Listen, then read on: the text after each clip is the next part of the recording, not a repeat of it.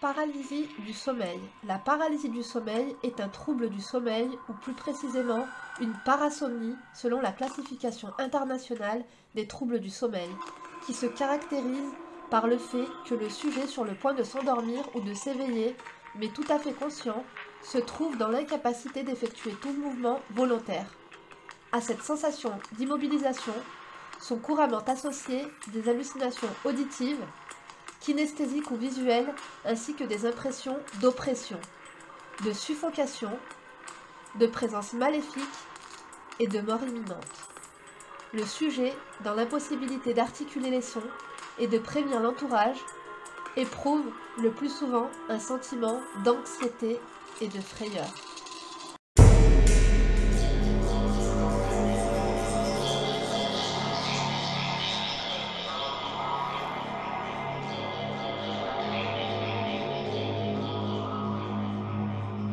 Bonjour tout le monde, j'espère que vous allez bien. On se retrouve aujourd'hui pour une nouvelle story time.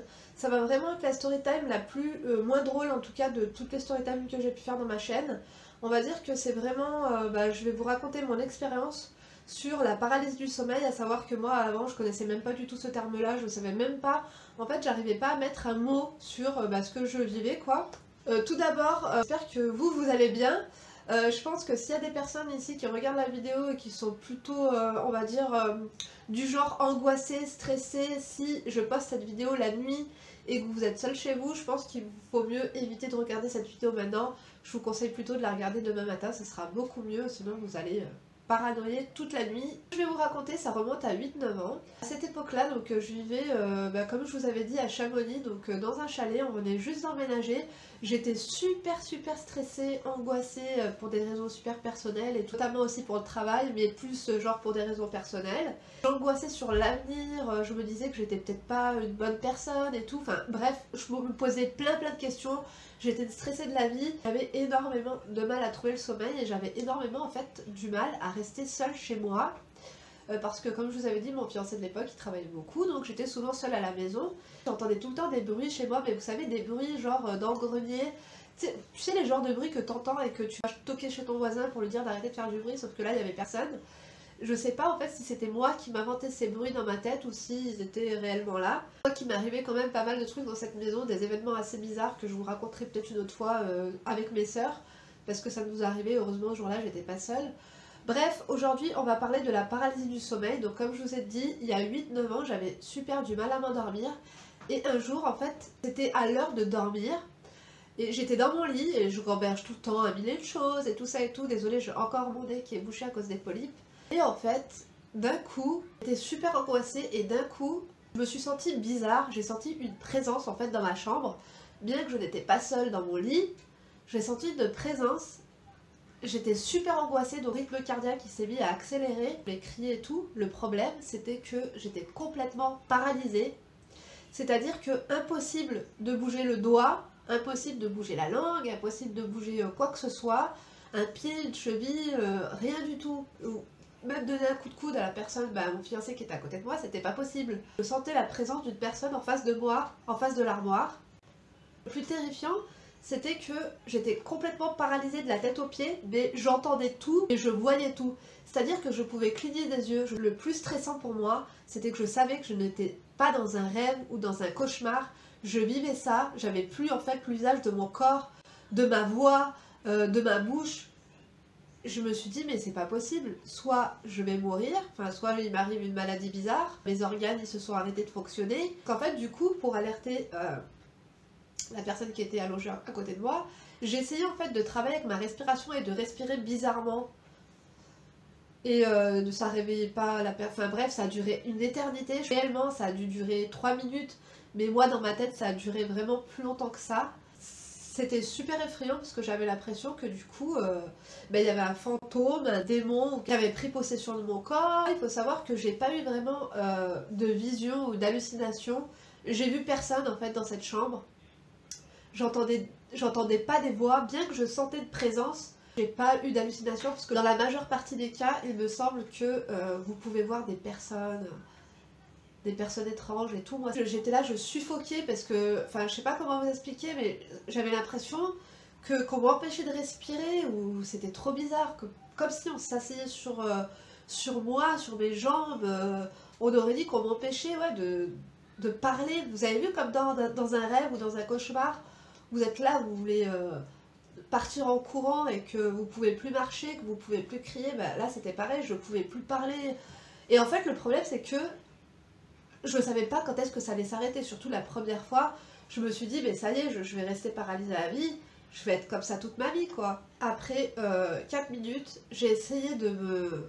tant bien que mal, j'ai essayé de me raisonner et tout, me dire que j'étais peut-être dans un cauchemar, que c'était qu'un rêve, un cauchemar, quoi. D'un coup, c'est parti, j'avais comme des fourmis de partout dans le corps et j'ai réussi à retrouver, d'un coup, l'usage de tous mes membres.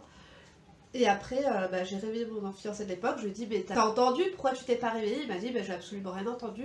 Je lui ai dit, écoute, je sens qu'il y a une personne face à l'armoire. Il me dit, écoute, non, pas du tout. On n'avait pas dormi de la nuit. Mais du coup, après, je lui ai fait peur, mais il comprenait pas trop en fait ce que je voulais dire et tout. En fait, j'avais vraiment l'impression qu'on ne me croyait pas. C'était très dur. Le lendemain, surtout, c'était super dur. Je repensais qu'à ça. C'était encore plus compliqué. Déjà que j'avais peur de dormir et tout, là, c'était super, super dur.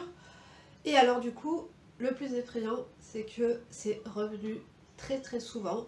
Cet épisode-là, je l'ai revécu, on va dire, tous les 2 jours, une semaine sur 2. Et le plus effrayant dans l'histoire, c'est que à la même période, j'ai ma meilleure copine de l'époque, en fait, qui vivait pratiquement la même chose que moi. Elle habitait sur Grenoble. Elle a eu affaire à un djinn, donc un démon. En fait, il lui a fait un peu la misère pendant une semaine dans son appartement. C'était un nouvel appartement, elle venait d'emménager juste avant son mariage et tout. Il avait carrément, littéralement essayé de l'étrangler pendant son sommeil. Il lui voulait vraiment du mal et il parlait avec elle, quoi. Ça arrangeait pas les choses parce que moi je lui racontais ce que je vivais, elle me racontait... Enfin, on était devenus un petit peu paranoïaques toutes les deux. Du coup, j'osais même plus dormir toute seule, je voulais absolument déménager. J'en ai parlé à mon médecin, il m'a orienté vers l'acupuncture, j'ai pas voulu. Pas du tout pris, enfin c'est pas qu'il m'a pas pris au sérieux, mais il pensait que c'était plus un cauchemar qu'autre chose. Après, j'ai parlé avec une copine à moi qui était une cliente de ma boutique. En fait, c'était une ostéopathe qui avait un cabinet juste au-dessus.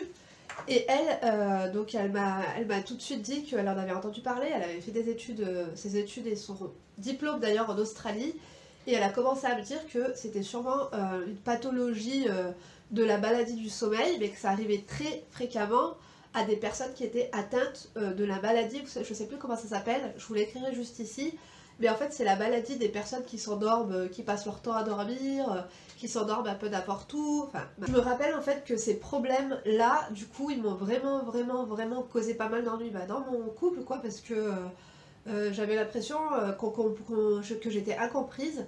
Du coup, comme je vous ai dit, je suis allée voir une ostéopathe, elle m'a enlevé mes nœuds, j'étais vraiment super angoissée, elle m'aidait à relativiser et tout, mais j'avais une copine qui venait souvent dormir à la maison, j'essayais de passer le moins de temps possible chez moi toute seule, et puis après je suis partie, on s'était séparés un petit peu, et j'étais partie chez une copine à moi sur Dole vers Besançon, et ça m'avait fait du bien et tout ça, j'avais relativisé. Ma mère elle m'avait dit qu'il fallait que j'écoute le Coran, j'avais mis de l'encens, je mettais le Coran en boucle chez moi, genre pour chasser les esprits et tout, parce que pour moi c'était un esprit, je savais même pas, il n'y avait pas Wikipédia à l'époque, j'avais pas connaissance en fait que c'était un trouble qui arrive aux personnes qui sont souvent très fatiguées et qui sont souvent super angoissées. Donc c'est vrai qu'ensuite, après, je n'ai plus revécu ces épisodes-là. Et encore aujourd'hui, ça ne m'est plus du tout arrivé depuis cette période-là. Donc sachez en tout cas que si vous vivez ça ou si vous l'avez déjà vécu, sachez que vous n'êtes pas seul. En tout cas, n'hésitez pas si vous avez déjà vécu ça ou si vous le vivez à l'instant, de laisser votre témoignage en commentaire. J'espère en tout cas que cette petite vidéo vous a plu. Je sais qu'elle n'a pas été très longue, mais je vous fais plein de gros bisous. Si vous n'êtes pas encore abonné, n'hésitez pas à le faire.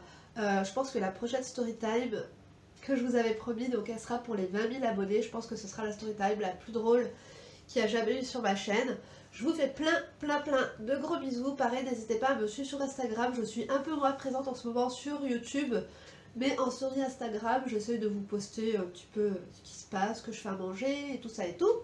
Voilà tout. Je vous fais plein de gros bisous. Prenez soin de vous et à très bientôt pour une nouvelle vidéo. Bye bye.